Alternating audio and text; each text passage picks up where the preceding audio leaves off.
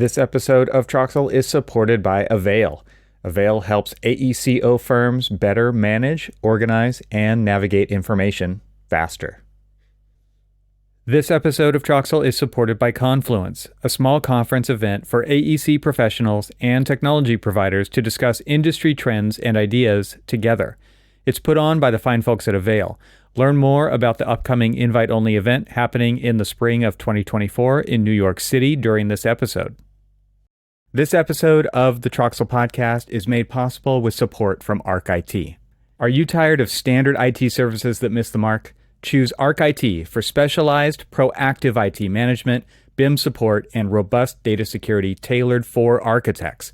Whether you're a team of 10 or a growing firm of 50 plus, ArchIT understands the architecture industry and will empower your unique creative vision to enable you to do your best work. Embrace a technology team that enhances, not hinders, your design process. Visit getarchit.com for your free IT assessment and start transforming your firm and your tech experience today. That's getarchit.com. Welcome to the Troxel Podcast. I'm Evan Troxel. Before we dive into today's episode, I have a small but significant request. If you enjoy these episodes, could you please subscribe to the Troxel Podcast on both YouTube and in the audio podcast form on your preferred platform? Your subscription is incredibly valuable in supporting my efforts. Producing this podcast demands significant resources and time, and I genuinely hope you find it enriching for yourself and valuable for the AEC industry. Here's why it matters. Subscriber numbers directly influence my ability to attract better sponsors and high-profile guests. Both of these matter. A larger audience makes this podcast more appealing to them, which in turn enriches your listening experience. So if you haven't subscribed, I encourage you to do so. It's free and a great way to support Troxel. And remember, not just YouTube, but please subscribe also in your favorite audio podcast. It's equally important. Besides subscribing, there are two more ways you can support the show. You can now make a one-time donation at trxl.co/donate or consider becoming a member. To learn more about the perks of membership and to join, simply click on one of the subscribe buttons on trxl.co and choose that option. Your support is crucial for the sustainability of the show, and I deeply appreciate it. Okay, in this episode, I welcome Phil Reed. Phil is the CEO and co-founder of Reed Thomas, a global BIM and VDC consulting group and go-to market startup advisor. In 2020, Reed Thomas founded the AEC Leadership Retreat, an annual event that occurs in the fall focused on developing good leadership skills for people in the high-stress, low-control AEC industry.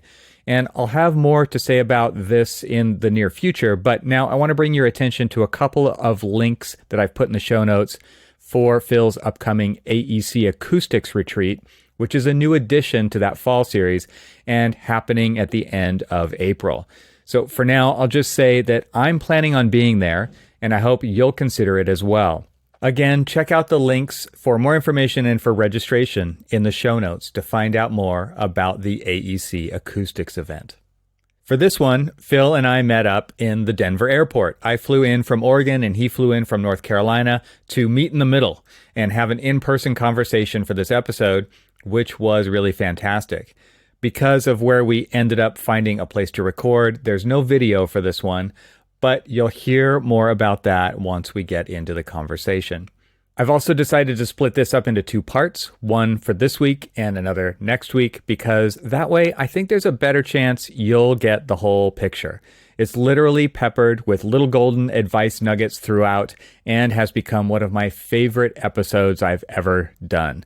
In part one, we discuss Phil's personal journey from seminary to architecture, his experiences in AEC tech over the last few decades, the value of an architect, advice for students interested in pursuing architecture, advice for those thinking about starting their own firms, investing in tools versus buying toys, the importance of systematizing processes, a look ahead at the future of the industry, and more. I do regret not having the wherewithal to get a picture of us while we were in our very public recording studio when we were in Denver, but I'm confident there will be more chances in the near future to memorialize the value of in-person communication like this episode.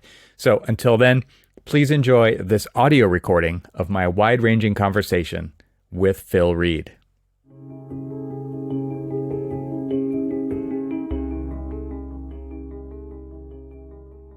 Cheers. Cheers. Why don't you explain where we are? We're at the United Lounge, East Concourse B, 3rd level, Denver, Colorado. And you know this place like the back of your hand, it sounds like. Yeah. Like with that kind of an I'm like, we're in the United Lounge. And no, you took it 3 levels deeper than that. So you fly a lot. You get to know where places are and areas of refuge. Right. Yeah. As much as refuge as this actually is. Can be. Yeah, we couldn't get it. They used to have meeting spaces in the lounge. And then the new design got rid of all of the conference rooms because businesses would fly in executives and they would bar the conference room, but now that's gone. Yeah. They would monopolize it, so it wasn't. The alternative was Weston at the end of the airport. You could walk to it from here, but they wanted like $1,000 a day to get a conference room. And I said, no, we'll have to do that. We'll just spend $300 and get a regular room. And then I thought, well, maybe the United Lounge, and then we'll get food too. Yeah, great. I love it. And so we've made an investment to get here, right? We have, of course. Yeah. I mean, to do it in person, I saw you at AU in the booth and at the Enscape booth. And you were generous to say, let's do it in person because the conversations are so much better. They are. And you can talk about other things outside of the conversation, outside of the formality. Yeah, it's the, I think conversations can be too transactional. Mm-hmm. And the value of just getting to know someone, catching up. How have you been over the last 3 years? We haven't seen each other.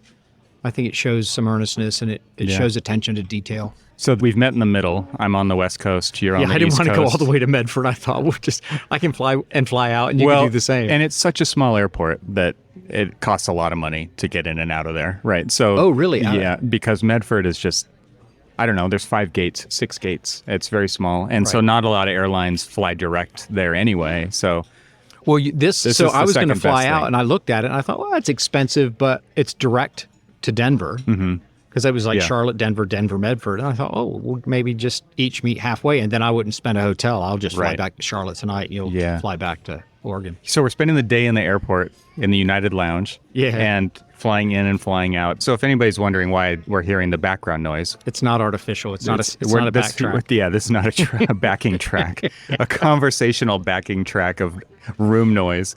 Right. So it's authentic lounge noise. So we had breakfast together here at the lounge, which was nice. And we had a chance to actually get to know each other a little bit before we talk about other hit stuff. Record. And then you threatened me because you said, "Oh, we have to talk about this again." I said, "Yeah, you're gonna have to repeat all of this because it was all. This is what the podcast is. It's like people get to be in the room with the people having the conversation. I mean, that's why I do this, and I mean, I think it's that important because in order to facilitate real conversation, you have to allow digressions to happen because that's how you get to know people. Right. Yeah. It's not just talking points. It's not just the agenda, the outline. It's the other stuff. It's the in-between stuff that really, I think, the diversions matters. are important. Yeah. The context is important. The reasons are important. So it's not just a list of questions. Answer 10 questions and thank you. Yeah. I never send out questions ahead of time. I rarely have it even structured that way. So if somebody asks for them, I don't know what we're going to talk about. I couldn't. Yeah. It's going to surprise me. Do you know the next word that's going to come out of your mouth? No. Yes. We don't. No. I think that's super interesting. We don't even know. And so that's an authentic conversation, I think, for both of us, because we'll both have input based on what we chatted about over breakfast. We'll both have input. And then that allows it to be more than just a transactional meeting. It allows it to be a connection, I think, a little bit more. Yeah. Yep. So maybe you can give a little bit of your backstory for people who don't know it, because I think you establishing kind of your trajectory throughout the AEC technology industry is important just to establish this, because I don't think we're going to talk about that too much today. Actually, I think we're going to talk about the softer stuff that Yeah, we yeah. talked about before. Soft But skills. I love the idea of just people telling their story to kind of kick it off. So as quickly as possible, it was entirely accidental. I went to seminary for 4.5 years and got out, started picking up any odd job. I worked in radio broadcasting, television for a while because I studied communications and literature, and then taught math at a school for troubled youth, and realized I can't change the world. I'm just one person. I got to get serious about career kind of mindset. But I didn't know what I wanted to do. Went back to the same small town. Music and music was a first passion, but I just couldn't figure out how to pay bills with other musicians. And I went back to the same small town, started picking up odd jobs as much as possible, and took a class at a local technical college just out of curiosity, this thing called CAD. And When was this? loved it. 98, 99. Okay. And yeah, the small technical college had this CAD program. Ended up meeting someone. I took a job at a summer camp so I could fish in their private lake, and ended up meeting who's now my wife, 30 years. We went to New Zealand, got married. I started working as a commercial artist because I had a artistic background. I mean, I could, it wasn't all just computers and technology. And then came back to the U.S. to study architecture on the condition that I wouldn't borrow money to do it.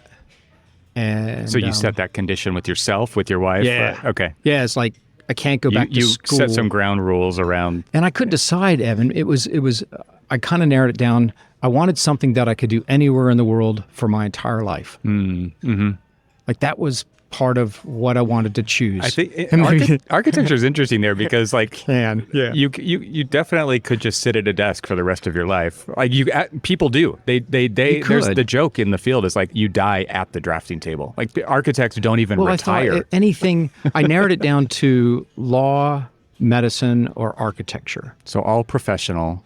Well, something you do your whole life. Like it's not going to physically break you. Yeah, right. But and intellectually, it'll always be curious. Yeah. And I sort of thought, okay, medicine, you can't really do that anywhere because you'll have to get certified if you want to, go somewhere else in the world. So I narrowed it down to law or architecture. And my roommate at seminary went and studied law, and I was back in the U.S. for a wedding, and we were catching up. And I was studying for my, the METCAT or the LSAT. And I was also looking at architecture schools. And Dave was doing great. He'd started families, buying a house. And I said, I've narrowed it down to architecture or law. What do you think? And he said, do architecture. And I was surprised. He had all the accoutrements. If you of would have asked an success. architect, they would have said, do law. Do law. Yeah. And I said, what do you mean? And he goes, I get up in the morning and I look at myself in the mirror and I think I'm going to have to ruin someone's life to make a living. Oh, wow. And Yeah, architecture's not like that. Yeah. So he said actually, and his dad was a contractor, and we worked together in the summer in the construction space. And he said, I wish I'd gone into architecture because I could make things instead of tear things apart. So with that, I thought, okay, well, that makes it simple. I'll just do architecture. It's noble. I applied and got accepted to Taliesin with just my East technical. or west? Well, they transition back and forth.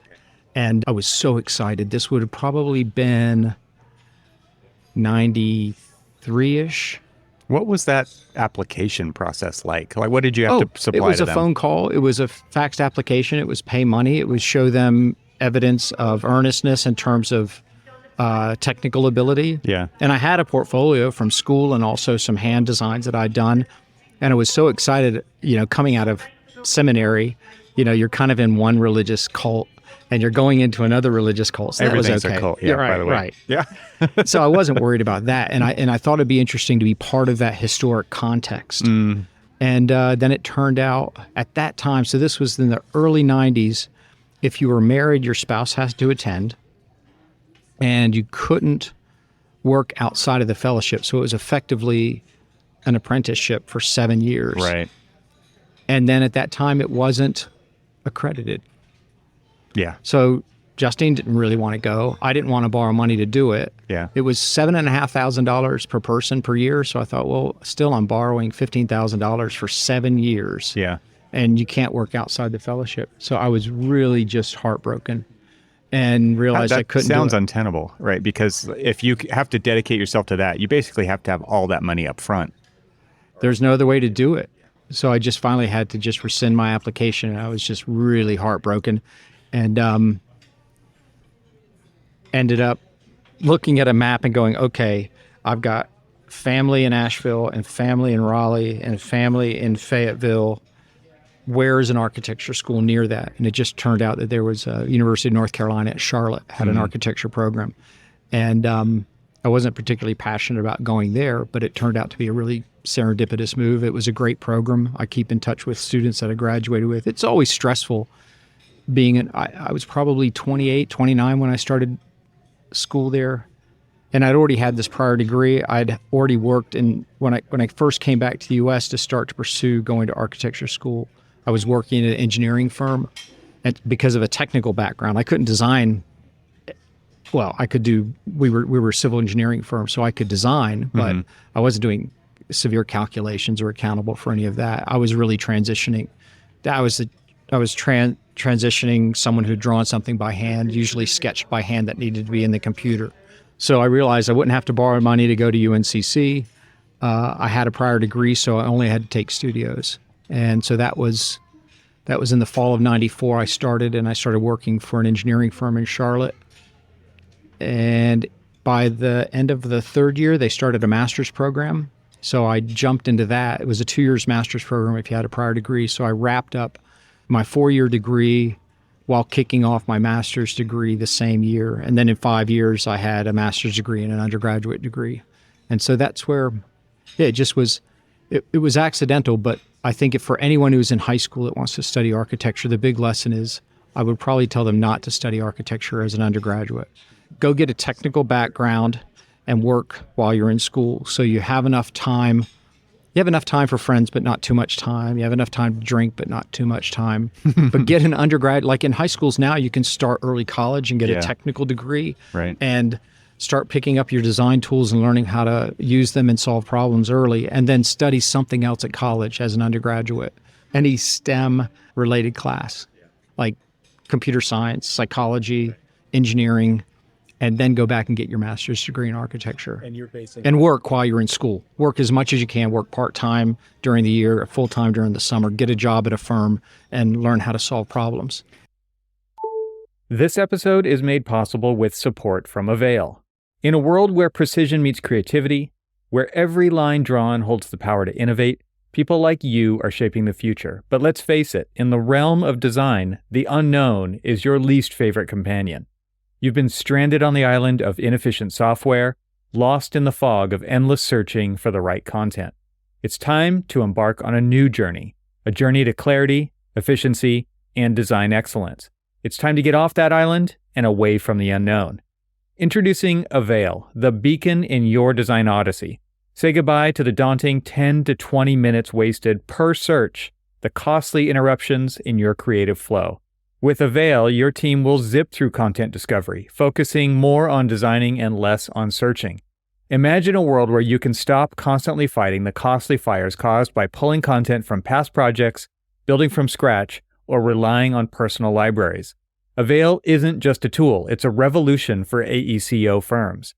Organize, manage, and navigate your project information with a leader that's proven in reliability, relatability, and success.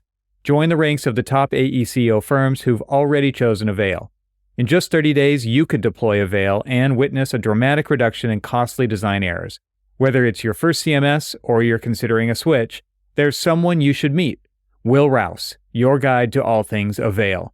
Schedule an appointment and explore AVAIL's capabilities, onboarding programs, and professional services. Don't let your designs be clouded by inefficiency. Clear skies are just a click away. Go to getavail.com/stranded and book a meeting with Will to start your AVAIL journey today. AVAIL, where your best design is just a search away. My thanks to AVAIL for supporting this episode of the Troxel Podcast. And now, let's get back to the conversation. Do you feel like you have that advice now because of the time period that we're living in with computing? Like, it seems to me right now with computer science, especially. That's got to be an enormous amount of people going I think through it that. gives you a well-rounded. You could do software for so many. It's kind of a foundational thing now. Whereas when I was in school, it wasn't. This was like I went straight out of high school into there was not much architecture. software in the 80s when I was first in college, right? It wouldn't have been a thing. Right. I think the importance is as soon as you can start the rigor of learning how to solve problems and learning from experienced people as a young person. I don't know that you're learning from experienced people in college. Yeah. And so working part-time for a company that has to solve problems and be polite to the client, and particularly with small firms, you have to do everything. Yeah. If you're a young person with a technical background in SketchUp and Revit and polite, you're going to get pulled into meetings with the customer. The owner's going to say, hey, I need you to open up that project in Enscape and come in here and drive the model. Yeah. So you're going to be part of those conversations. And you're going to get to absorb what happens in that room and learn so much faster being in that situation. Yeah, and university I think there's a couple of challenges. We're at an inflection point with how people learn to do things.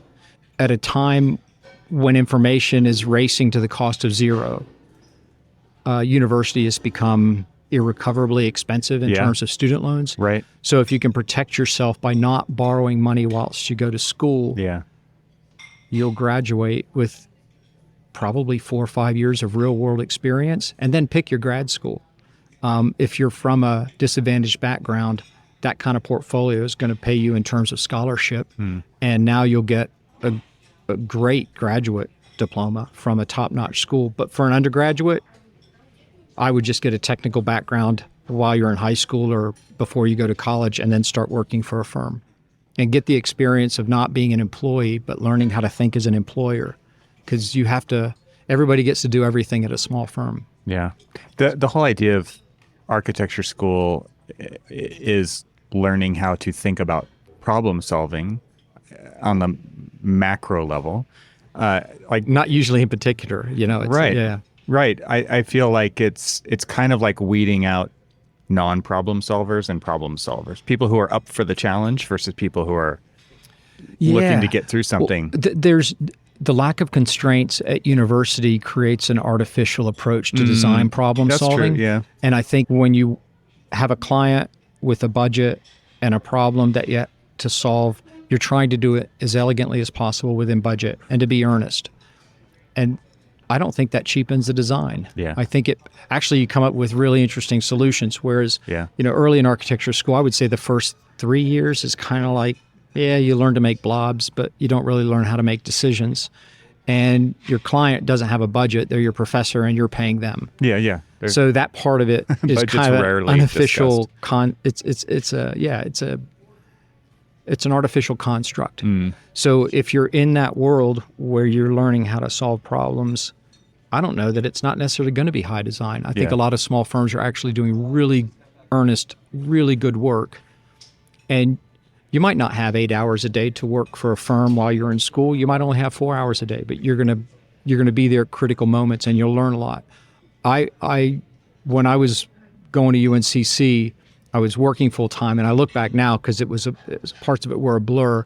I would get up at 3 a.m., 3:30 a.m. I would leave. I would drive to South Park from the university area, start work at 4 a.m., eat lunch at 9 a.m., and then leave at noon to go home, eat breakfast at 9 a.m., eat lunch, have a nap, and then be in studio by 2 o'clock. And I would start to fantasize about sleep by Tuesday or Wednesday. I just can't wait till I can sleep. But the advantage of that and not borrowing money was such that when Revit came out around the spring of 2000, I was able to take a chance buying a computer, learning how to use that tool. So by the spring of 2001, I was working for Revit Technology. And had I borrowed money, I don't think I could have taken that chance because you don't know what's going to happen. And so having the freedom, when an opportunity comes along, you don't want to have to go off and pack your bags. You want to have the bags already packed. You want to be ready to go. And I was still anxious about whether or not Revit would work out, because I was full of hope and promise, but we were fighting an uphill battle. There were a lot of technology incumbents. But the freedom of not borrowing money means you can say yes to things that are important and no to things that aren't. A lot of us, I think, we go to architecture school to learn how to become an employee, but not how to become an employer. Yeah. Professional practice is typically your fifth year course, right? Or it's entrepreneurism is not really. I completely agree. It's like you're going to go work at a big firm, and you're going to fill these jobs. And I think there's already a misalignment between what their stated goal is to teach you to become a designer, when the percentage of jobs in firms with that title are there's very people in front of you, small, and there's few of them. And the ladder already has 4 or 5 people on it ahead of you, right? And they're stomping at your hands from above. So there's a big misalignment with the profession and academia, and I don't see a solution. I had one professor in 5 years. We had to track our time, and he would say, "This is a 4-hour task. This is an 8-hour task." And that never came across our that was fantastic. radar. Because you can usually, if you have a limited amount of time, you don't have time to put it off, and then you're up in studio all night. You're like, no, I have to do it right now, and I'm going to get to a good stopping point. And then we would have a discussion, and that was a good lesson. It's like you need to keep track of your time so your time doesn't become cheap. And I don't know that architecture school, maybe they've changed in the last 20 years where they're starting to, I don't want to say respect time, but sort of give people the mindset that you can't work 24 hours a day. I think that's changed more recently. Yeah. Working 40 hours a weekend over studio is probably not healthy. Yeah. Like I would watch students have mental breakdowns and smash their models and stuff like that. Light them on fire in the courtyard. Yeah. Yeah. And so if you're learning how to solve problems, including being polite to a customer, that's like a critical part of being successful as a business person. You have to show up. You have to be polite. You have to give them a good experience. You have to show earnestness. And I don't know that that's directly related to design itself. So so architecture school graduated in the spring of 99 and went to work in the architectural space, saw Revit in the spring of 2000 and was working for Revit technology by February 2001. How did that happen right there? So is it that you bought the machine, you learned the software, and they saw that motivation in you? No, well, I wanted to use it at the firm that I was at, and I can distinctly remember one of the owners saying, well, if we learn how to use this, then we'll have to use this and AutoCAD and MicroStation. And I realized he didn't understand the value of it. I'd committed myself to using the Macintosh platform while I was at university. But when I saw Revit in the spring of 2000, I went out and bought what was a cheap workstation at the time called an E-machine and put Revit 1.0 on it and started going through the little booklet that came with the CD. And I was starting, there were a lot of limitations in the software, obviously, at the time at that release. There was no site tool. Well, there might have been a site tool, but it was limited in certain ways. So I started modeling sites as in-place geometries, and Revit had this, they would send out these periodic marketing emails with renderings, and my images were in there and no one had asked permission. Or there was a guy that would call me and go, hey, this rendering that you sent, how did you do that? Because I ended up taking a project that we had done at this architecture firm all the way through documentation, then it never got built. And I took a copy of that home and started recreating it in Revit. And by doing so, discovered every edge condition that Revit couldn't handle. And then I had to start figuring out how to do it. So the first thing you do is say, well, there's a room tag or a wall tag. So now you're opening up a family editor and trying to create that artifact. Before I bought Revit, I was actually looking at ArchIT and the local reseller. I had my pen out with the top of it clicked and the checkbook. I was going to write a check for ArchIT plus the stair tool. I was like $7,500. And Mark said, hey, look, before you write this check, I just want to let you know we've kind of become friends. And there's this tool called Revit, and they've integrated the documentation.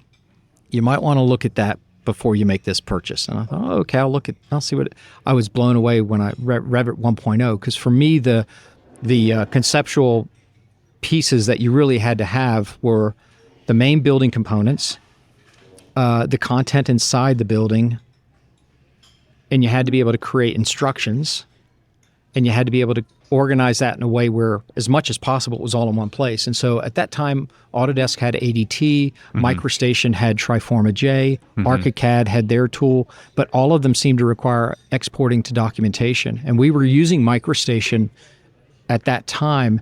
And the challenge was you would get the model to a point, you batch export to document, and the batch export wasn't fast. It might take an overnight.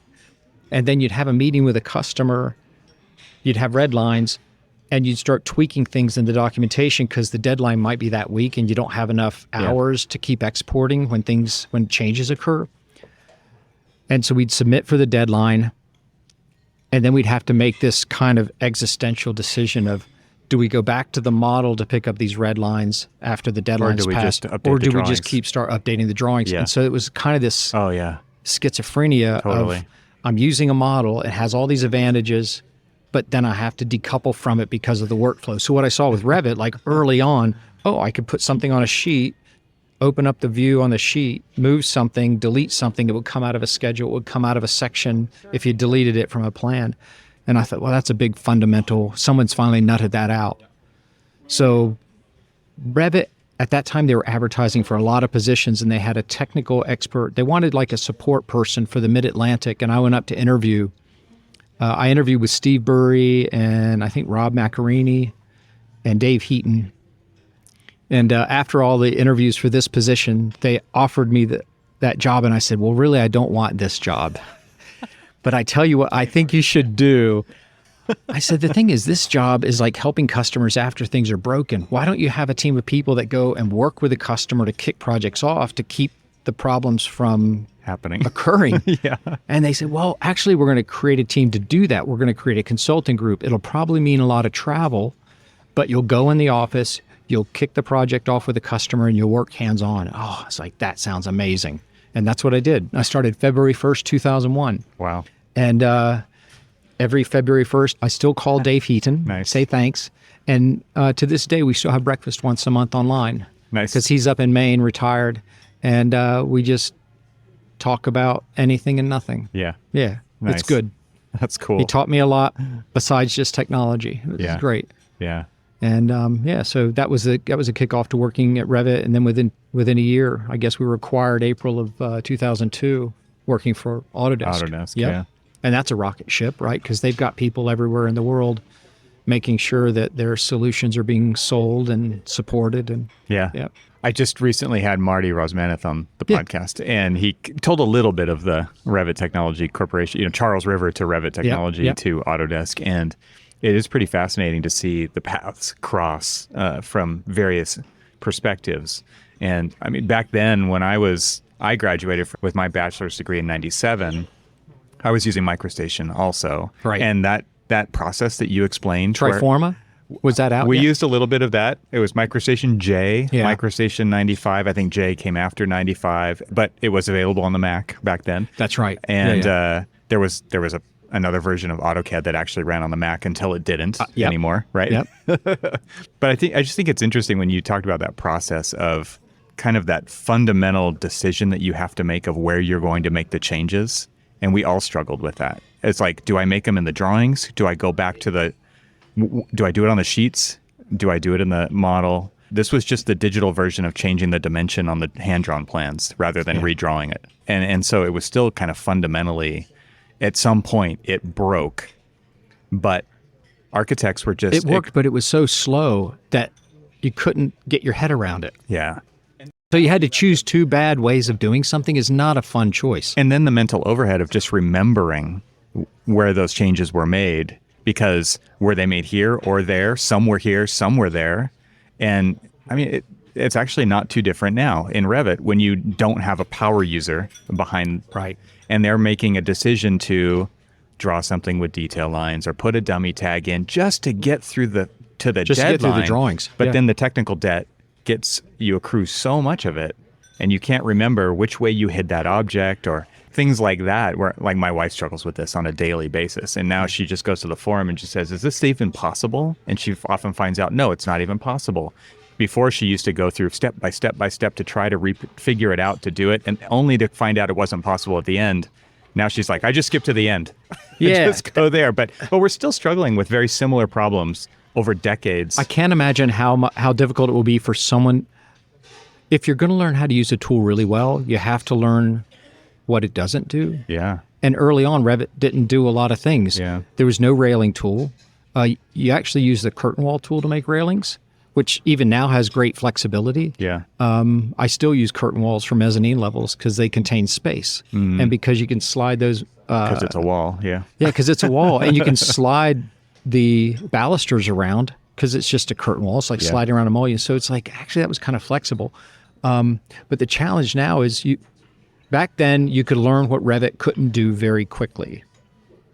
Now it would take a long time to learn what Revit doesn't do. So there's a lot of workarounds, but getting to the point where should I just work around this or should I try to figure it out? I think coming up through the program, to lack of a better word, but it was all about the challenge of finding the workarounds and figuring out workarounds. Yeah, and because elegant. we had to solve the problems. And so I was going to school to learn how to solve problems, and I was doing it also just to get the software to do what I wanted it to do.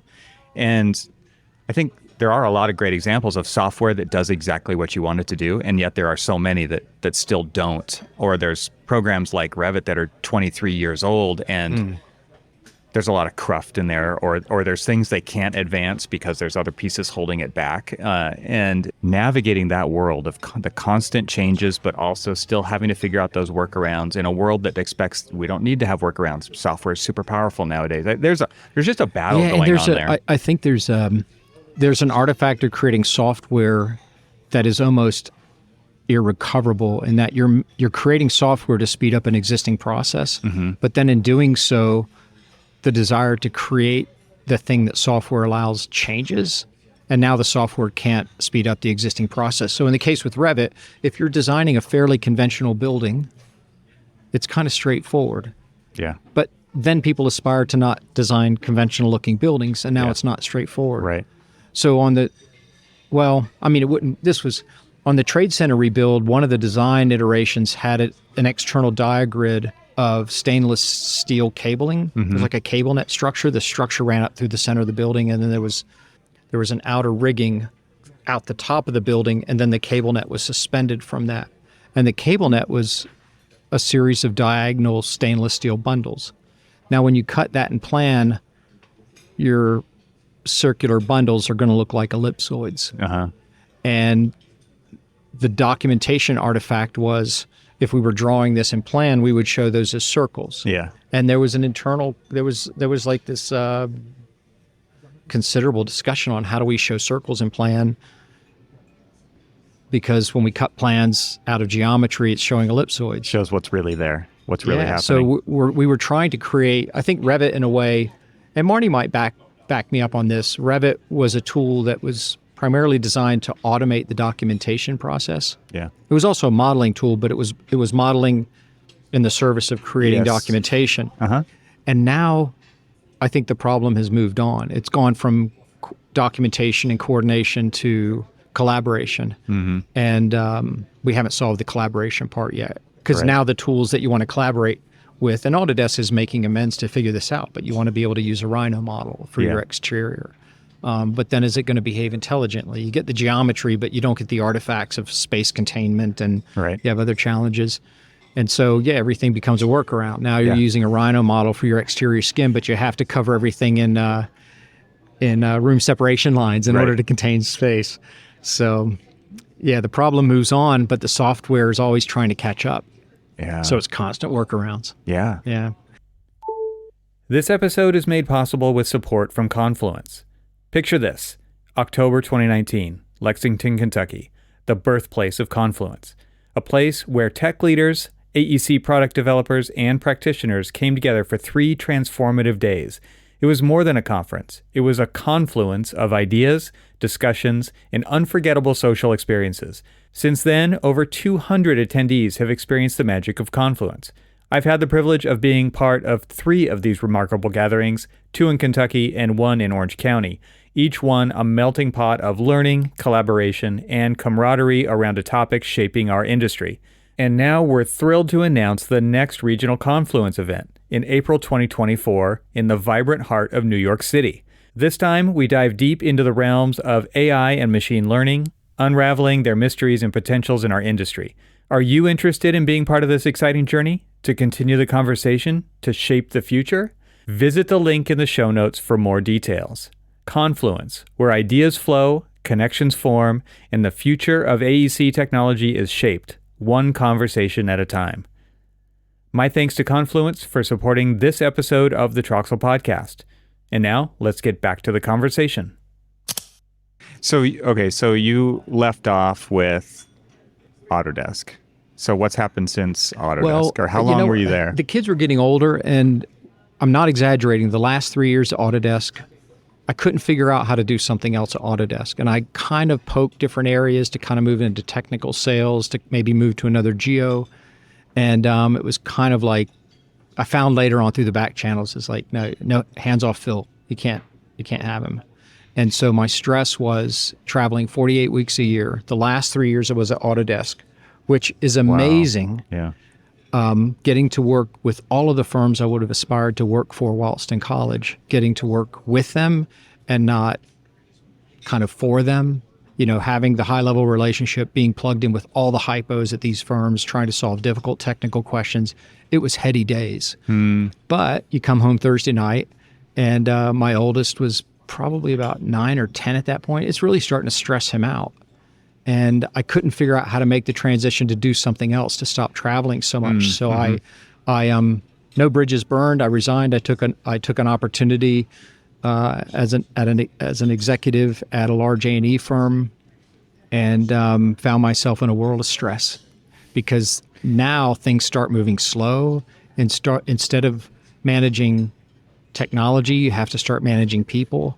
And I had no skill set for that. So that was probably, I don't know, I guess it was probably 2008. So maybe I was 43-ish.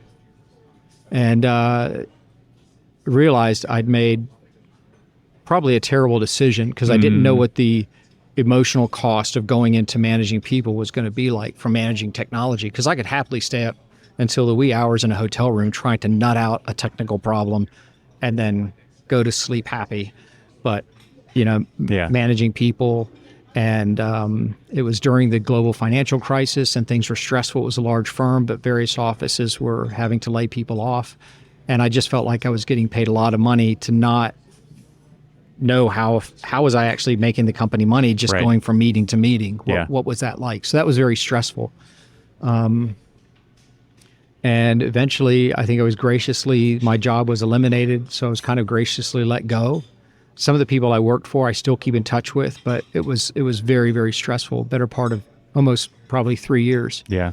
Went into another startup, and that was kind of a mixed experience. But then by July 2013, what I saw at Autodesk, the thing that I couldn't nut out, Evan, was that, so Autodesk is a, multi-billion-dollar software company. They have a lot of mouths to feed. And the consulting group, at that time, if I was going to come in and work in an office to kick a project off, and this is in the early 2000s, it was anywhere from $2,400 to $5,000 a day plus travel expenses. And so I would kick off 2 or 3 projects at a time. That was fine. But that's the edge condition of architecture firms that can afford that kind of overhead. Right. And I always thought, 90% of the firms are less than 10 people. They need expertise in the moment that they need it. But how do you distribute that? You can't get it on an airplane. It doesn't scale. Yeah. And so in July of 2013, I reached out to my nephew, who I taught Revit to when he was probably in middle school.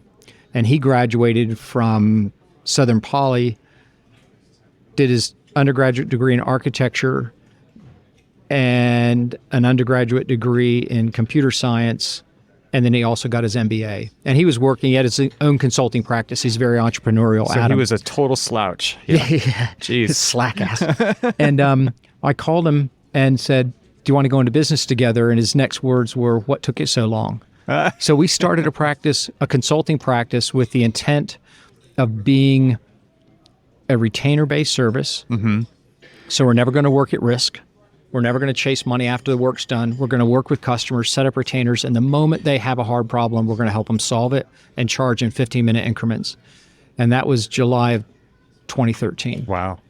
We work with architecture firms that don't even know we're working on their projects because we're getting the information through the contractor. We're helping them solve building design problems. We don't do design, but we do a lot of coordination work for contractors who've now outsourced their BIM teams. Yeah. We do a lot of best practice. We do a lot of content creation. There are amazing firms of 1 and 2 people where the owner says, this light fixture is amazing. Can you guys get this in my project by Monday? Yeah. And we'll say, yeah, just put a placeholder in your project and send us a photo. And a photo in a Google image search will show you what that manufacturer is. And you might even get a cut sheet so you can build that piece of content with enough information to get them moving forward. We have an architect, he's FAIA in Asheville, North Carolina, and he might just call Adam and say, this dang curtain wall is making me crazy. And we'll go, Jeff, just sketch what you want, or can we jump on a web share? Show us what you want. Adam will get in the project and do the work and then get back out. I mean, we didn't exactly know how it would go in July 2013 because where Central Files lived was kind of ambiguous at the time. Sure. But now, the way that Autodesk has managed that, we can get access to a multitude of projects, get in on an as-need basis, and get back out again. So is this a baseline requirement? Is that it is a Revit-based project for you guys? No. I mean, that's the one that I think the industry just will do whatever the contractor wants. The majority of use cases, it's Revit. Yeah. I don't think we have any other ArchIT or any other technology-based projects. But on the coordination side, for the most part, the contractor might have a requirement about what tool they like to use to solve their coordination issues and to track them, mitigate them, and we'll just use whatever they want. So that was July 2013, and we helped some large, interesting projects stay successful. And then I realized with the network, having worked for Revit and Autodesk, when I first heard about Enscape in July 2015, I thought, bullshit. Like, why would anyone make an easy button for rendering, not for architecture? If you had real time, you'd probably do it for the medical space or for some other industry with deeper pockets. And went home, downloaded it, was blown away. Like that, it wasn't the best rendering, but it was so fast and it was so transparent. Yeah. So I reached out to Thomas and Moritz, who are the founders at Enscape, and said, I know all the architects that will want to use this product. Yeah. And you guys don't understand the design workflow. You don't know how to use Revit. So let me take this around the world. And we set up it was a revenue share for selling the software on the condition that I would also support it, that I would help in marketing efforts, that I would help in, going to conferences. And so that, I guess what it evolved into was a go-to-market relationship. Yeah. That other companies have since approached us for as well. It's like, hey, we're making this technology. It's expensive for companies to go to market. And if you start hiring, if you want to hire someone who's a rainmaker at a big software company, like let's say you're going to hire someone from Autodesk as a rainmaker and say, all the customers, help us go to market. You're going to give them a lot of equity, or you're going to give them a big salary, probably as much salary as your team of 3 or 4 people just for that one person. Right. And then, I'll get on a plane and fly coach to show customers a product. So they can't afford employees, but we will go to bat for a company and help them go to market in return for a revenue share and a very small percentage of equity, which protects us in the event of an acquisition. Because it's probably going to be a 5-year mission to help a company become profitable. And if they're acquired before profitability occurs, you don't recover your revenue investment. So we'll do it at risk. Yeah. And we know all the customers. I can pick up a phone and call these companies directly and probably won't get voicemail and say, I have something interesting. I'll be in Singapore in 2 weeks. Can I show you something? And so going to market, it's not we're not an equity partner where we just give companies money and let them spend it with guidance. We'll give them actual assistance. And that is, I'll write well, I'll create marketing stories, I'll create success stories. Right. I'll go to the customer, I'll go to the user groups. And for someone with a skill set like that, they probably couldn't afford them as an employee. Yeah. So that's why we do it at risk and do it with an equity stake. Because the equity stake helps, as I said, it helps recover the investment in the event of an acquisition. Otherwise, you're cashing out Apple stock to break even. and that's no good. No. There's opportunity risk there. Yeah. If you're going to do it to break even, you might not want to do it. Yeah. Yeah, do something else. So this is an amazing story of this. It's all accidental. Did we talk about that at the beginning? Yeah. Okay, so stay curious. That's the hard part. Why is that hard? Well, in practical terms, what tends to happen is people get a job and then they borrow money to pay for things that they need, a house and a car and stuff. And then if they're good at it, they get elevated and get more money to do the next thing and the next thing and the next thing. But if you're not careful and you keep borrowing money to buy things as you work your way up, you no longer can say no to things that aren't interesting, and you actually have to stop being curious. Yeah, that's interesting. Because you can't afford to be curious. Yeah. You have to stay laser focused on the thing that pays the bills, that pays the borrowed money back. So you can't be curious. Yeah. It's a terrible trap. So if you are advising a 20-something-year-old person today, I mean, that's a great message, but what beyond, like, if you were to lay a light agenda out in front of them about how to do that, because, and maybe this is the wrong audience to pick because they likely have debt already from going to school. Well, but if they have kids that want to go and study architecture. There you go. Okay. So because the value of staying curious means you get to choose what you want to do when you want to do it. You get to scratch that itch if everything is appropriate, right? You have the luxury of being able to do that. That is a luxurious position because I think it's the scarce position. The luxury of being able to say no, Evan. Because when you say yes, you really, really, really have to focus. You have to say yes carefully. Yeah. For a young person, I would say start early college, learn to use your tools. If you aspire to become an architect or study architecture, go to early college, do your architectural technology course. It's like 2 years. Yeah. Graduate with no debt from high school, probably early, and start college studying something else, and then get a job part-time in an architecture firm so that you have enough time but not too much time free, right? Yeah. If too much free time, it's you end up getting into trouble. So so work for a firm, learn how to show up, and then after you graduate, go get your master's degree in architecture. And I think architecture school, the 5-year path, it's 5 years of, it's too much. They don't start, every design starts in a spreadsheet, and they don't teach that at architecture school. There's a budget, there's constraints, there's a site. Yeah. There's constraints. And knowing the metaphor for me is like, look in the fridge before you make dinner. You should probably know what your client's constraints are before you start designing. They're going to have a program. And that's a spreadsheet. It's not even a sketch. Right. Absolutely. So learning how to do that as early as possible sets you up for being able to say no. You don't have to borrow. If you haven't borrowed money when you graduate, you don't have to take the job with a company that for the person that is maybe a terrible boss and the company that you don't like showing up for. You can go lean. When a student borrows $50,000, $60,000 a year for 5 years, that's an irrecoverable debt. You can never even pay off the interest. Right. And that kind of crazy money, I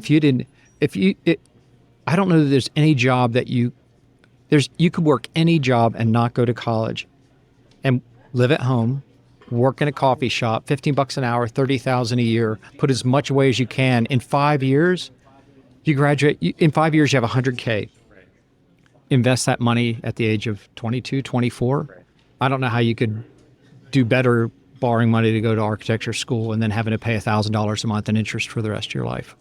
So when I think about architecture, capital A architecture, working in a firm, and how long it takes to work your way up a ladder, and how long it takes just to become a good architect, do you think a lot of that has to do with not doing what you just talked about? Because so, myself included, went into it at such a young age. You are learning by doing the whole time. And I don't even feel like I got licensed at 40. Right. I did not get licensed right out of school, which made it a lot harder to get licensed with 4 kids. Right. But at the same time, and this has been a conversation on my other ArchiSpeak podcast, right? My partner on that podcast also got licensed, I think, at 45. And it was just, we never felt ready. There was definitely like this thing in our brain that was saying, you're not good enough to be an architect yet. Because it takes there's definitely a deliberate part of that in corporate architecture, which is like, just keep doing what you're doing, just keep chugging along, pay your dues, do all the things just like I did back in the day. But then there's this alternative that you just proposed, which was learn the business, then learn what the constraints are, and because most people don't do that, and I feel like this, because most people don't do that, we're in this situation. So part of learning how to do something at university, and this was at seminary, this was at architecture school, which actually I thought architecture school would be more rigorous in terms of intellectual rigor. And they It's both have hard their work rigor. It's time-wise hard. Like by Monday, I want 3 scale models, I want 9 drawings, I want this many parties. Yeah. Seminary was more rigorous from a Like a studying and from learning. a paper writing standpoint. Yeah. We would have 50-page thought papers due at the end of semesters Right. and philosophy courses and things. And then when I got to architecture school, I thought, oh my gosh, this is like, this is going to be so much more rigorous. And we had 5-page thought papers. Yeah. And I mean, a lot of technical drawing. There's technical things that you have to do, but It was critical thinking, but manifested in different ways. It wasn't as Drawings hard. and model making and technical and bad drawings ability. with a good presentation, you probably would do better. Learn how to be a good talker. We had a project. So I was working for this engineering firm, learning the value of how you are helping the customer solve the problem in a way that gives them an interesting journey. Carlton Burton Engineering, Charlotte, North Carolina. I'll still have dinner with Carlton at Christmas this year, and I'll still tell him, no, you get next year, I'm getting this year. And we'll catch up. He taps me on the shoulder one day in South Park and says, I need that drawing for that project. And I said, what are you talking about? He rattled it off again. I said, you didn't ask me to do that. And he went, what? And I was like, oh, shit. He goes, okay, grab that roll of drawings, come with me. So I just grabbed a random roll of drawings and a roll of trace, and I'm following Carlton. We went all the way up to the top of the Nation's Bank building, and Carlton said something like, oh, you're going to love it. This is great. It was some site project. I don't know what he's doing. I opened the roll of drawings, and he's like, Phil, this isn't the right project. I'm like, I'm so sorry. And he goes, all right, look, anyway, here's what we're going to do. And he takes a roll of trace over the site plan. And he starts sketching it up. And the client went, that's going to be great. Let's do that. And we walked out, and Carlton kind of punched me in the arm. He goes, there you go. And I learned in the moment, it's like, you can give the customer a polite experience. You can communicate them. The drawing is just the artifact for the bureaucracy. But actually showing the customer what you're going to do and why is the journey. And that's what they want. They want to understand why you make certain decisions. And that's what he did. Yeah. And also being able to think on your feet, because you can't not show up. So you can't call the customer and say, oh, yeah, we forgot to do that. I'll see you next week, because you'll lose your client real fast. One of my favorite people ever to work with was a lighting designer, John Lomelli. He's 85 now, 90 maybe. I mean, and this was not that long ago. He was probably 80 when he would do this. And he would show up in the office. He would open it. He always had his shoulder bag, and he would open it up, and he would pull out a blank stack of 10 pieces of 8.5 by 11, and he would pull out his little pencil case, and he'd have a couple of highlighters, like yellow pencils, and because he's a lighting designer, so he would always shade his drawings, and he'd pull out his lead holder, right, because he always drew with a lead holder. And the whole time we were having a conversation about the project and about the lighting, he was just sketching it right in front of you. Right. And that was the communication. And why is he my favorite person to work with on a project? That's why. And it was just that experience for me as a professional. The client never even got to experience that. It was just me and him sitting at a conference room table, Figuring it out. And he was a lefty. And I just loved to watch him draw, and because he drew differently than I did. Being a lefty, he's always concerned about, smudging the pencil lead on the paper. And so he never drew in a notebook. It was always on these sheets. Why? Because he just slid them over at the end. And he said, those are yours. And I have this stack of John Lomelli drawings that were artifacts. And it was just the thought process. It was the conversation. And I felt like those were gold. Yeah, I think for the customer, it's an imposition to say this is the design. There's lots of ways you can do things, and if you just impose the design on them, they're going to go, well, why can't this go here and why doesn't this go here? It's all product of function. Well, and then you have to explain it, you have like to explain it. But if you take everything. them along on the journey, at those key moments, I think it's more interesting for them. And ultimately, buildings are commodity. But that journey, that experience, knowing why certain things are a certain way, why decisions were made, that's what the customer wants. I agree. And I think it goes beyond the project at some point where the story that they have in their mind lives on because they get to tell it to other people that go into that space with them later on. And that becomes the story of that project after it leaves me and just goes to them. By creating those memories throughout the design process, they live on beyond handing over the keys, right? And people come into the lobby or they point at a thing. Hey, you know why that's like that? And to me, that's some of the most successful parts of architecture. And no one ever gets to see that. You actually have to continue to experience why certain decisions were made along the way. Yeah, and they get to tell that story, and they get to proliferate it beyond that time period that we had together. It continues to live beyond that. I love that about architecture. I think if you're a young person and you start becoming exposed to that early on, it'll probably make architecture school more difficult later. You know, if you're if design becomes too much a product of function, if you get into your graduate program, if you're too too practical, maybe too practical, and you might be frustrated by the first year grad students who are still making blobs and you're trying to make decisions, right? But the other thing is, small firms, you'll have to do everything. Yeah, I need you to update the web page. I need you to figure out why this network isn't responding. I need you to mix this animation. Here. You gotta do it all. But that puts you on a track of success you're not going to get that. I don't know, if you graduate from the regular program and you go to work for a firm that's a large firm, they have people that drive things. They have people that do post-production on renderings. There's people that do specific things. Yeah.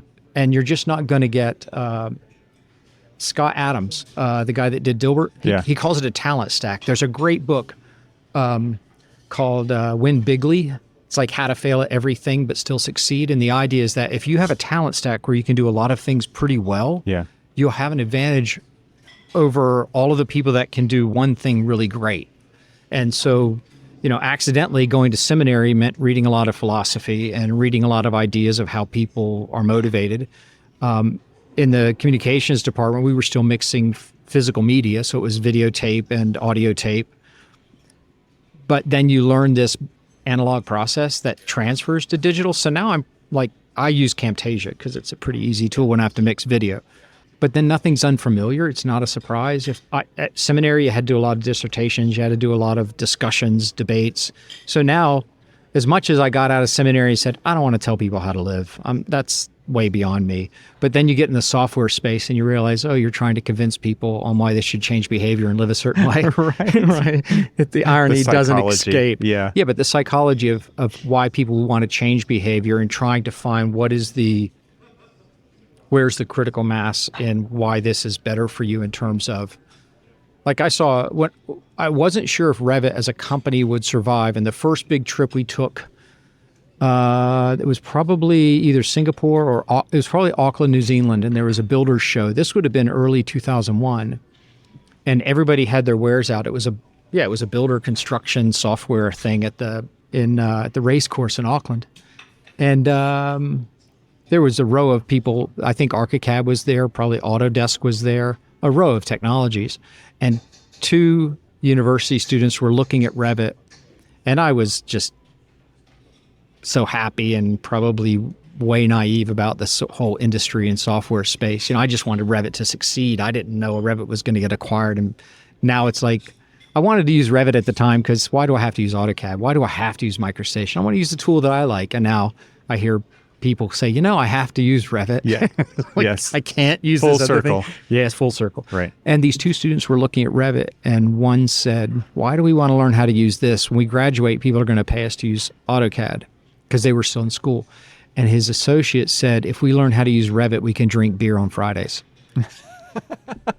Incentives. And Evan, I thought, you know what? It's not about the architecture. Yeah. It's about the life afforded.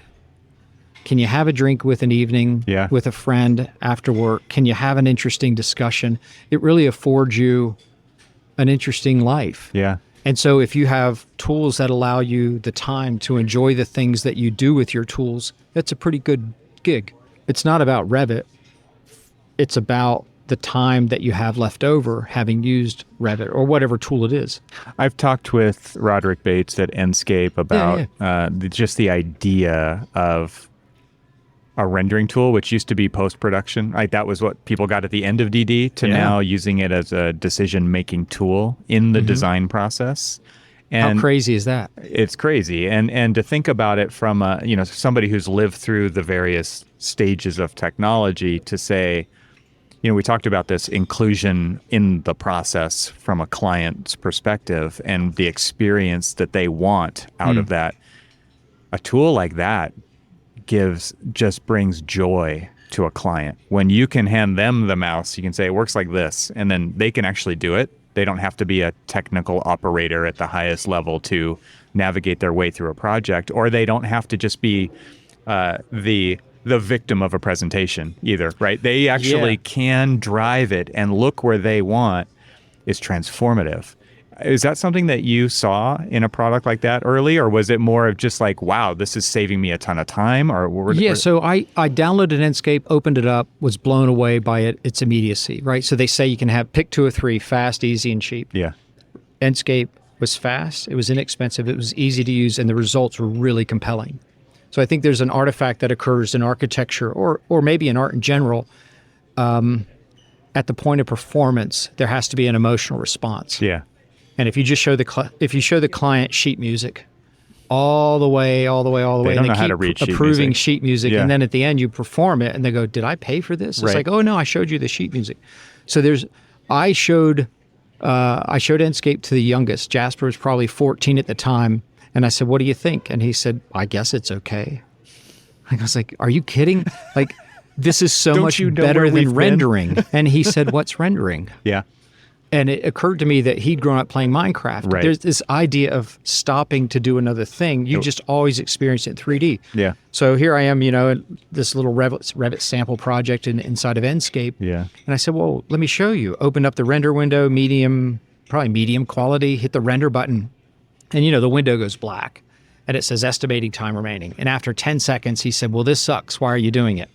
And I said, this is rendering. And he goes like, why would anyone do this? And I said, because that's how you have to do it. And the idea of being able to see it concurrently, that was a kind of a very Revit thing. The idea that information in Revit was always concurrent. I could take something out of a schedule and it would come out of an elevation. Yeah. So with Enscape, rendering was for people that could model. Actually, rendering was for people that could render. It's highly specialized. Yes. And it was typically an artifact after you'd come through some milestones. It was a completely separate channel of expertise. Oh, it was a separate person, probably. Yes. Yeah. And so the dysfunction or the disconnect I saw was the client would sign off emotionally on plan sections and elevations. And then when you would take all of those and create an artifact, then at that point from all of these 2D drawings, you would do effectively projection, hand drafting to create a rendering. And they would go, I don't know. Whereas with Revit, you could show them at least a perspective right at the beginning because the perspective was concurrent to the plan sections and elevations. With Enscape, you can show them a rendering from the very beginning. Yeah. And the emotional impact, even though the design at that stage is very lightweight geometrically, there's not a lot of detail, but there's an emotional impact with regard to lighting.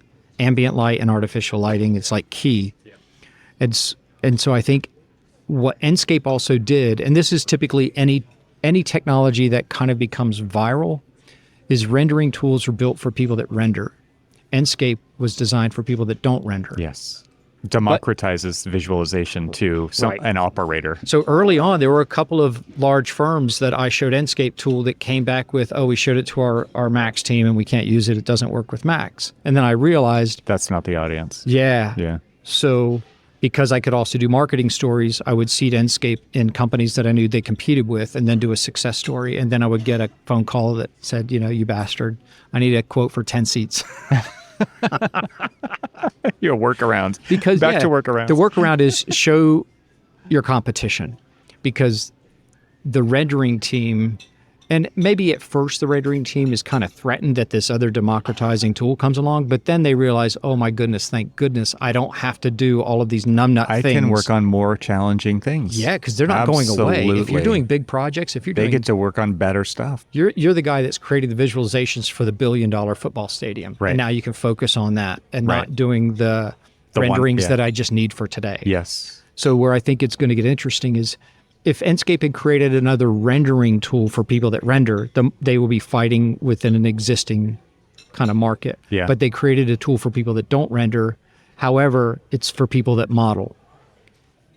And what the transition, where the transition is occurring now, is there are rendering tools for people that don't even model. There's rendering tools that for people that can draw and describe. Yeah. And in the past, I don't think the transition is really that different. I call it AI. There's two kinds. There's the carbon-based AI, which is the architectural intern, and there's the silicon-based AI, which is machine learning. I wanted to talk to you about this because you wrote a LinkedIn post about this. Is AI the next architectural intern? I think was the title of it. I think it's part of it. I think they'll use in conjunction, the 2-hour-long conversation that you'd have with the design team and with the client to create a kind of visual pro forma and some design artifacts to get on a vector that's going to be worked on for 2 weeks. I'm seeing evidence of this. The 2-hour conversation is distilled into a language model. It's a text description. And it doesn't create geometry, and probably for good, I don't want it to create geometry. I want it to create an emotional metaphor. Right. And in some ways, actually, the way it deviates at times can create opportunities that you wouldn't have thought of. I don't know. Do you play any instruments? Yeah, guitar and bass. Okay, so when you're noodling around on the guitar and all of a sudden you go, oh my gosh, happy little accidents. That is an amazing chord progression. Yeah. And it was an accident. Yeah. And so AI has this kind of flexibility of where it creates these accidents.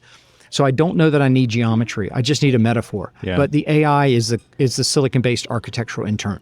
And I think Enscape will do a good job of addressing this. I think the Veris team, not Veris, what's the bigger company there?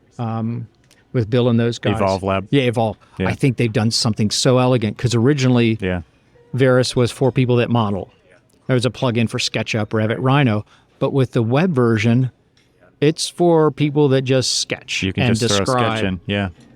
And I've taken photos of gin bottles and coffee cups and gotten emotional feedback from that. That were, wow, I wouldn't have thought of that. My son and I, there's one. I don't have a Veris license, but there's one called Viscom.ai, and it's very similar in that way, where it's like he has given me these very rudimentary drawings that he sorry, if he listened to this, he would not agree, but these very detailed, highly stylized drawings of like supercars and things like that, and I take a photo of it with my iPhone, I throw it into this interface, and he writes a description. And I've talked about this on recent episodes, just in that the pure joy that surprised me he experiences when that car shows up on the screen as a fully rendered, two-dimensional, granted, right, image. Right. I designed that, is what he says. Yeah. Mom, look, I designed this car. When you car. look close, it's smudgy. But so is an early sketch. You haven't resolved all of that. There's smudginess. The smudginess is okay. Totally. And to me, that excitement that I see in him, I wish I could have more people in our industry experience that on a day-to-day basis in the tools that they use, professional tools. These are professional tools. This is the next generation of professional tools. And I think it's fun to watch because it reminds me of the first time I used whatever app that I experienced that with, right? Maybe it was Bryce 3D back in the day and generating a landscape, or some crazy Kai's Power Tools Photoshop plugin or something like that, where it was just like, you can bevel this text and have shiny highlights and all that stuff. Like that to me was just like, I loved that kind of stuff. Or the first time I blew something up in 3D Studio back in the day, right? the AI renderings, if I had to model that or find someone who could model that, I think it's probably 2 weeks of full-time work to get to that level of emotional feedback. Yeah. And then it's a throwaway. It's like, okay, well, that's one, but I need about 20 of these. Right. So that's 90% of the architectural design process. You just want to get on vector with the client. Like, where are we? What do you like?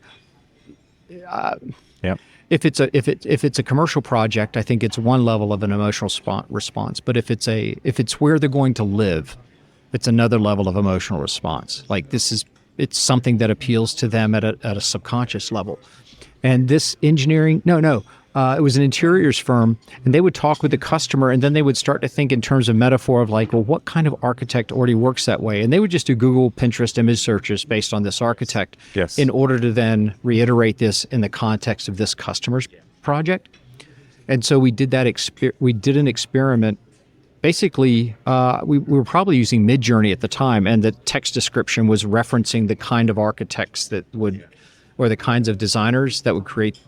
And they were like, well, this is better for us because we're getting something closer without having to do image searches that already exist. So I think from that standpoint, and the amount of set dressing that automatically occurs based on your text prompt, absolutely, that's a lot of manual effort to put the flowers on the table in the right spot. Like all of these little things that you can emotionally respond to.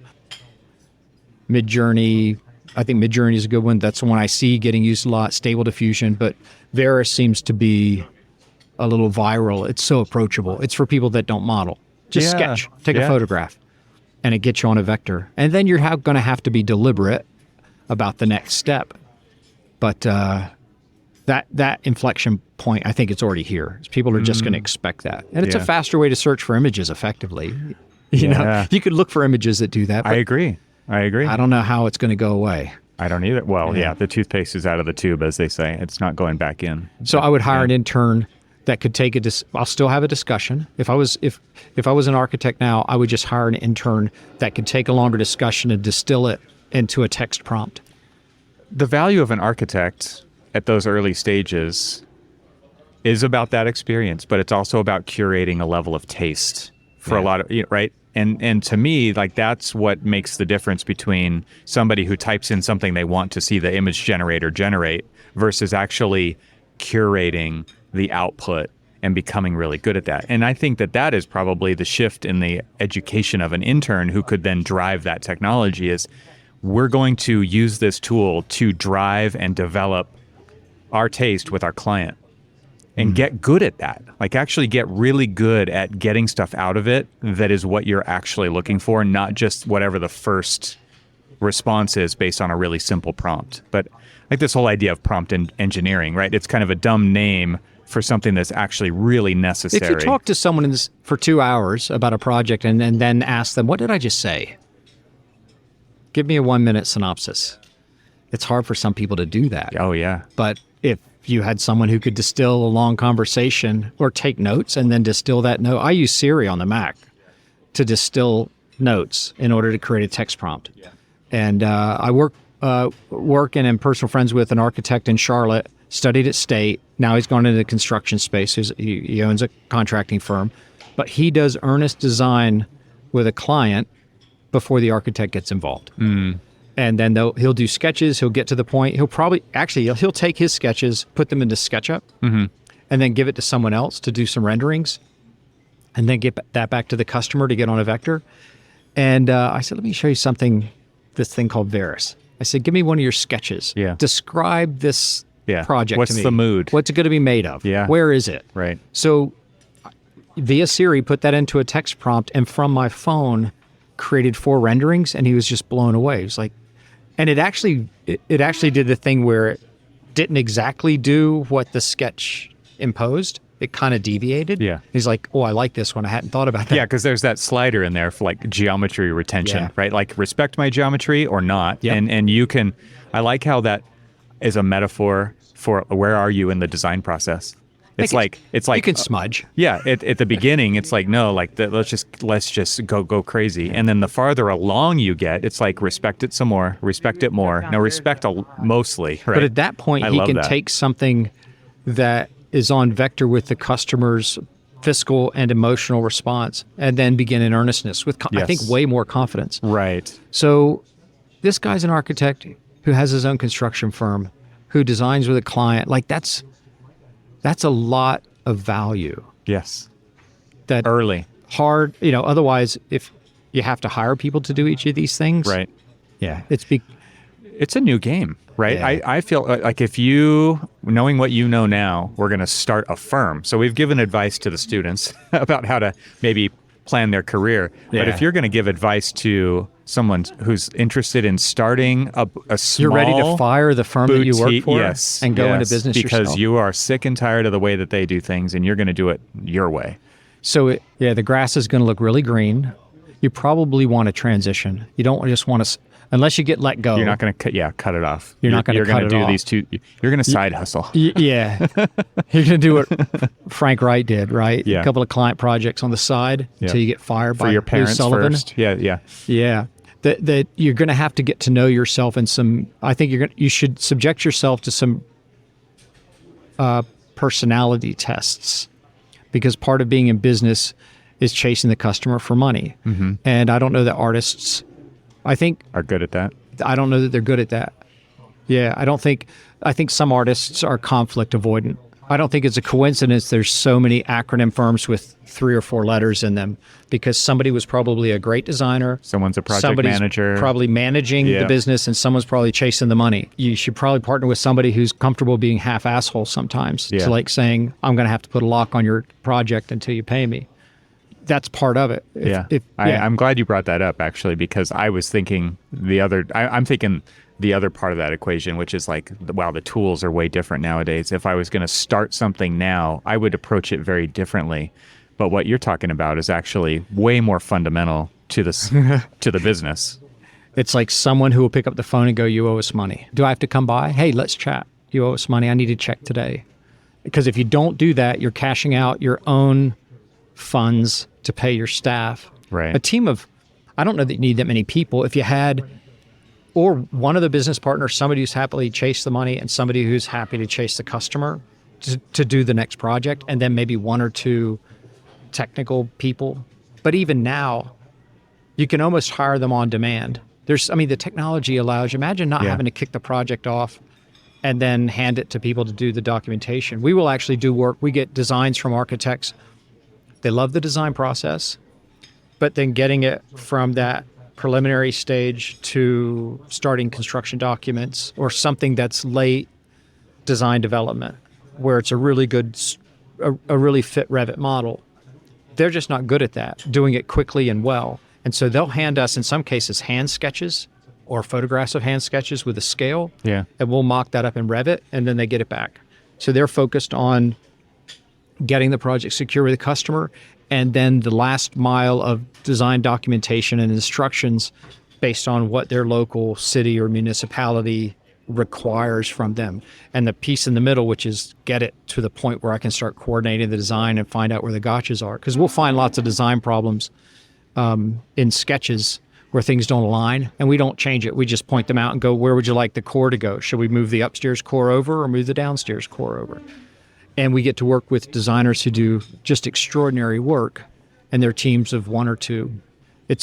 I think it's probably harder for the young people who, if they want to get to that stage of completion of being able to sign, seal, and deliver drawings, you almost have to go to work for a larger firm at that point, because they have the overhead to absorb your lack of return on investment early on, right? Yeah, they're going to work with right. you to get to that 3 to 5 year period to where you're paying back the investment. Yeah, you could go to lunch and decide I'm going to start a firm with someone, and you need a laptop and some software. Yeah. I don't know that you even need office space. No. If you have a customer who said, if you have a customer who goes, look, I love working with you guys. If you ever went out on your own, call me. You're probably golden at that point. The hard part that I've seen is a firm they'll get that first project, and then they start hiring people, and then it starts to get quiet, and there's a moral obligation with artists that, this person's starting a family and this person's trying to buy a house, and you have that these people have lives, and you can't just let them go, but you don't have another project coming in, and something comes in that you really don't care about that project And you type, say yes. but you say yes to keep everybody fed. And it'll never happen again. But then it happens again and again and again. And the next thing, you're doing site adapts for car dealerships or It's something not that you normally don't like care this, about. is what they say when the new person shows up. It's not normally, and I then know you find out it's you don't like doing transportation hubs and warehouses, but we have this warehouse it's project. always like this. Yeah. Well, if you're only 1 or 2 people, 3 people, and you can stay lean between projects you don't care about, it's okay. Yeah. Because you've done really well with a few people, and you've got a bit of a fund set up to then go and find the next project that you care about. And now you've defined yourself by that kind of project, and you've done really exquisite work. And now the customers start finding you. They want to know who designed that. I want one of those. It's interesting to me is the way If you can wait and say no, that's the hard part. The way you just wrap that up completely aligns with the advice you gave earlier about how to make it so that you have that luxury later in life by not being in debt, right? Because these two things actually work really well together, but one does come before the other, right? You have to be set up to be in a position where you, again, have the ability to say no to things so that you can really do the things you care about with the ones that you say yes to. Everyone below the king says yes. The king gets to say no. And if you don't want to be, if you got, simple things. We as artists and architects, we like to have nice things, but don't buy a new car. Not out of college. As soon as you can stop renting, if it makes sense. As soon as you can not live in the big expensive city, but live on the outskirts where things aren't as expensive, it just gives you so much freedom and flexibility. As much money as you spend on the things that you like, buy the stock of the company that makes the thing that you like. So had you bought the $400 iPod when they first came out, and you bought $400 in Apple stock, if you spend $3,000 a year on Autodesk software, buy $3,000 a year in Autodesk stock. If you buy $3,000 in Adobe software, buy $3,000 in Adobe stock. And your portfolio of technologies that you use as tools to make things will become more valuable than the tool that you bought to make the thing. Like I think the example I like to give is mentioned this before, the $400 iPod. If you had $400 in effectively $400 in Apple stock in 2001, it would be worth well over $100,000 now. And that gives you a lot of ability to say no. You've got a buffer there. Yeah. So always, I don't think I've done well investing in technology markets, but the basic rule was buy things that I understand and buy things from companies that make products that I buy. So Autodesk, Apple, Adobe, Google, NVIDIA. If you buy computers with NVIDIA graphic cards because you like that computer, you probably want to go out and buy as much, your $2,000, $3,000 workstation, buy that much in NVIDIA stock. I like that. It's a good rule of thumb, and could be easy to track that. It'd be hard to do, I think, for a lot of people. Like, it's basically doubling your spending every year, but if you're resourceful, that pays dividends. It might be hard the first time, but if you haven't bought a new car, you got money left over. I don't know. Yep. I don't have a car with less than 150,000 miles on it because the freedom of not having a car payment. Oh, it's huge. I shouldn't even talk about this because I'm on the cusp of buying a new car right now, which I've never bought a new car in, 20, 30 years, but I'm about to buy a new car. But I wouldn't. If you're going to buy the new iPhone, put $1,000 in Apple stock. Because what you're buying is it's kind of a consumable in a way. You're buying something that's going to run out of goodness in 3 to 5 years. But the company that makes it, it's an enormously useful ecosystem. And it's hard to compete with ecosystems. So that's why I like Autodesk. That's why I like Apple. That's why I like NVIDIA. NVIDIA has a huge ecosystem of developers that design things that run on their graphic cards. And it kind of took off with currency mining, and now it seems to be transitioning to language models and right, with GPUs. But I don't know who else has a better ecosystem. So if you just keep buying the thing, it's easy for artists to spend money on things that are consumables. So Autodesk, Adobe, NVIDIA, Google, Apple. If you put Amazon could be another one, particularly when you can't go out and shop, right? If you looked at those 4 or 5 companies and said, okay, just $1,000 in those companies 10 years ago, what it would be worth now. Yeah. And but I think the thinking that now gives you the freedom to say no and to be curious. Yeah. The thinking now is, well, they're so expensive, they can't possibly do that again. And yet they do. Are we going to go away from screens? Is technology going to continue to compress? Media delivery. Yeah, if screens go away, we have bigger problems. But I think the ability we have right now to find out information on demand has its pluses and minuses. I mean, it's a way to keep yourself anxious all the time if you keep scrolling through media and scrolling through news. Right. But if you need to find out something quickly and get an answer, a context-specific answer, it's trivial now. So I don't think that's going away. The desire, if I want to know something quickly or at least get on a vector. And those companies seem to make tools that are ecosystems around finding out things quickly. Or I would put it this way, Evan, I invest in companies that make tools, not toys. So if I'm buying a thing to then use it to make something else, that's a tool. Yeah. It's not just something that's being consumed as a game or an entertainment. But if I'm buying it to make a movie or if I'm buying it to make a building, then it's a tool. There's the other thing is, because architecture school, I don't even think professional practice, it's more about the bureaucracy of practice.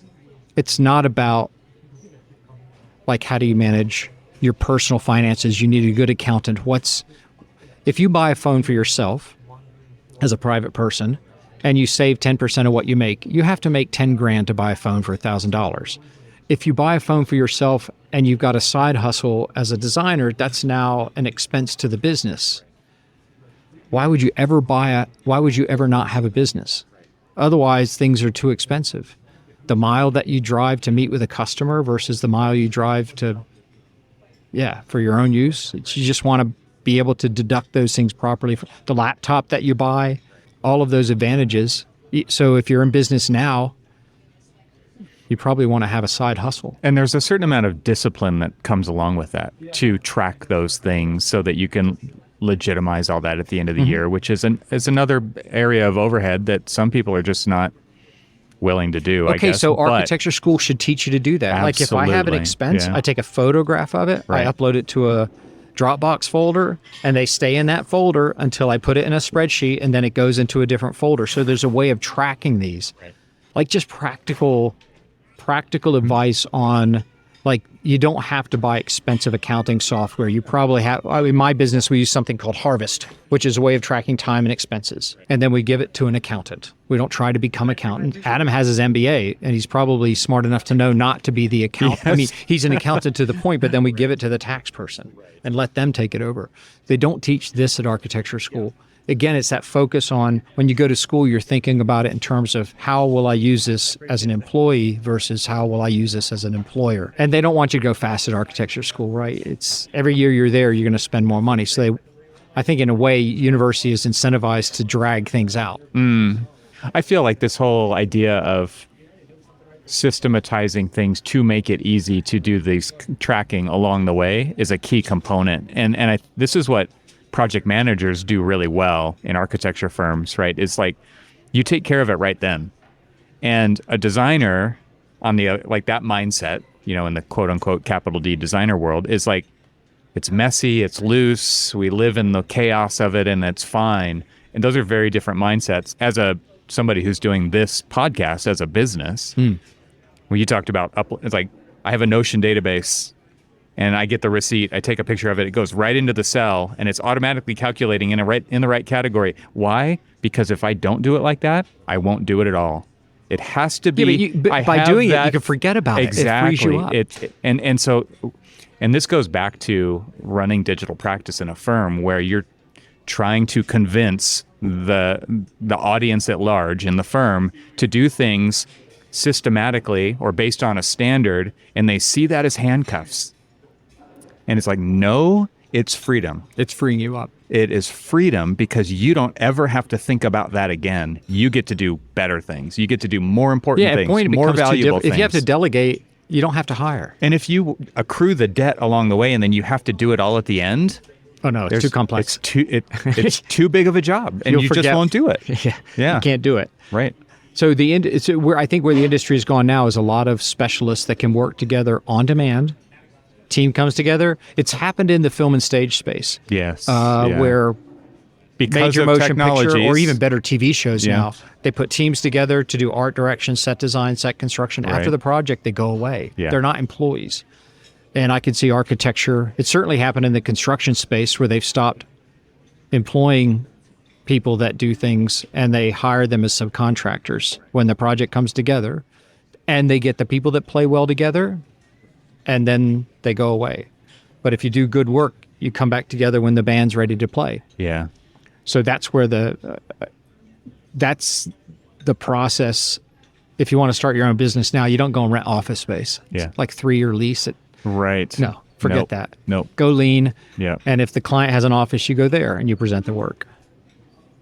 This is a great place to pause because at this point in the conversation, we really needed a break. So we'll pick back up right here in the next episode for part 2. And remember, you can support what I'm doing here by subscribing to the show both on YouTube and in your favorite podcast app. And don't forget to check out the show notes for this episode at trxl.co. Talk to you again soon. Thanks to our sponsors, and thanks to our members this week. Find out how you can become a member at trxl.co. And I'll talk to you again next week.